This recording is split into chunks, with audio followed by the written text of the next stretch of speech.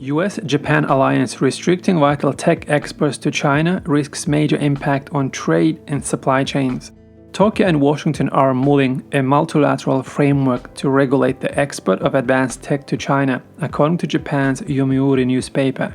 Experts say restrictions would be hard to implement because of potential supply chain disruptions and risk severe damage to China-Japan trade. Before we continue, if you like what we talk about on this channel and if you haven't subscribed yet, please consider subscribing. I'll give you a few seconds to do that, and we'll continue. An alliance between the United States and Japan to ban exports of sensitive technology to China risks appending trade ties between Beijing and Tokyo and would be complex to implement, analysts say, as the global battle for tech supremacy intensifies. Japan and US are mulling the establishment of a multilateral framework to regulate the trade of advanced technology, which includes semiconductor manufacturing equipment, quantum cryptography, and artificial intelligence, according to a report by Japan's Yomiuri newspaper. The two countries are also planning to work with allies in Europe on the issue amid heightened concern about Beijing's military-civil fusion strategy. If the new framework is made, it will have a major impact on Japan-China relations, said Tomu Marukawa. Lu Xiang, a research fellow in US studies at the Chinese Academy of Social Sciences, said it was difficult to know what form of restrictions might take, but discussions between the United States, Europe and Japan would be a certainty during this year. I wouldn't be surprised if they are making a huge amount of effort on how to coordinate export control, but in reality it's very complex because their own companies could see limitations and losses, Liu said. Professor Tomato Marukawa, an expert on China's economy at the University of Tokyo's Institute of Social Science, said Japanese Prime Minister Fumio Kishida would treat carefully on the issue of export controls.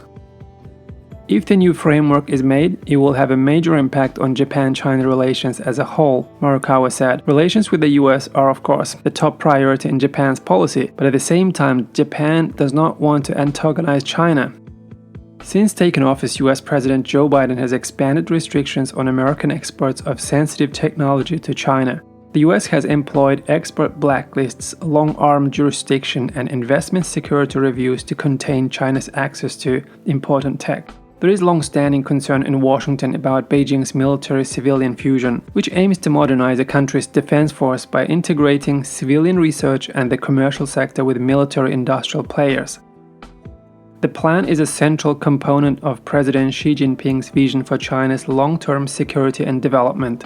The US is concerned American technology could be picked up by trade or academic exchange and put to use by China's military. Washington has also been rallying support from allies such as the European Union and Japan to oppose China's state-led economic practices and reduce reliance on the world's number 2 economy for critical products. In a virtual meeting recently, Biden and Kishida agreed to establish a ministerial-level dialogue, promote economic cooperation with a focus on supply chains, technology investment, setting standards, and export controls. Though no more details were provided, the two nations also agreed to push back against China's claims to the South China Sea and East China Sea. China's foreign minister said recently it had expressed stern representations with the United States and Japan about the dialogue. In April 2021, Biden and former Japanese Prime Minister Yoshihide Suga pledged that the two countries would partner on sensitive supply chains, including on semiconductors, promoting and protecting the critical technologies that are essential to our security and prosperity. James Schoff, Senior Director of the US-Japan Next Alliance Initiative at the Sasakawa Peace Foundation, believes Japan's stand on export controls has changed from mainly fulfilling its obligations with respect to international treaties to paying more attention to issues related to economic security. Japan is looking to change rules that will require more licensing for certain high-tech items and even research, Schoff said.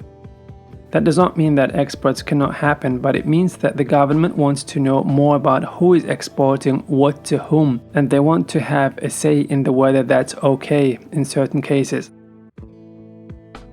However, coordination between Japan and the US on export controls, reminiscent of the Coordination Committee for Multilateral Export Controls (COCOM), targeting the Soviet Union and other socialist states during the Cold War, would be very hard to implement in practice, experts say.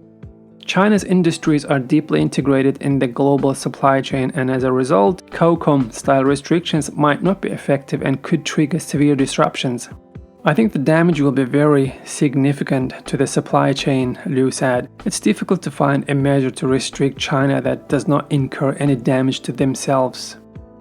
Shroff said a new framework that was not too restrictive and multilateral in nature would appeal to Japan. Japan has an interest in minimizing disruption and keeping up its own competitiveness, so there are incentives to participate in multilateral talks on these issues. And we did see Japan limit purchases of Chinese telecom equipment a few years ago, so it's not unprecedented, Shroff said. Just not anything that walls off China from international technology trade in any general sense. Murakawa said Japan has so far reluctantly followed the US tough stance on China by excluding Huawei and ZTE's equipment from its telecom networks.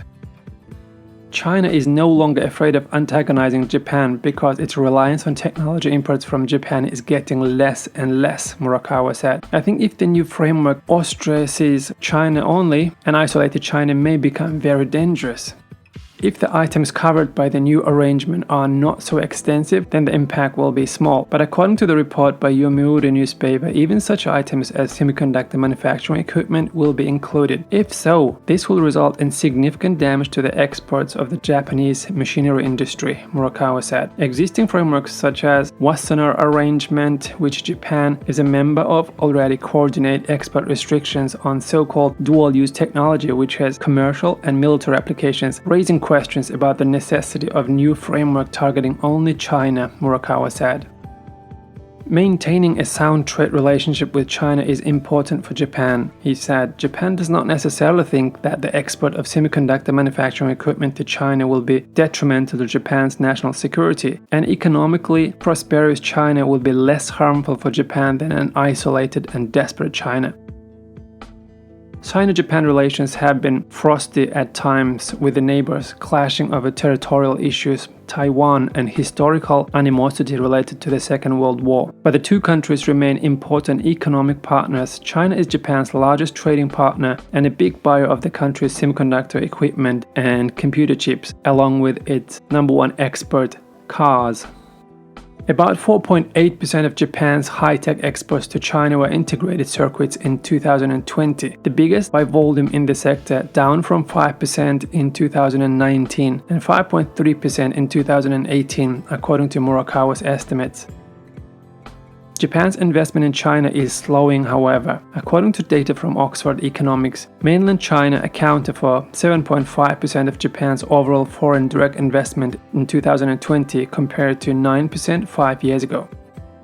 Wang Jixi, a professor at the School of International Studies at Peking University, said both China and the US are looking for allies as geopolitical tension escalates, but attempts to destabilize economic relations are not likely to work. China will continue to attract record volumes of foreign investment, said Wang. As long as the global supply chain connecting companies in the two countries and those in other countries are not severely disrupted, the two economies will continue to benefit from each other. Just before you leave, if you haven't subscribed yet, please consider subscribing, of course, if you like the things we talk about on this channel. Thank you. Till next time, bye.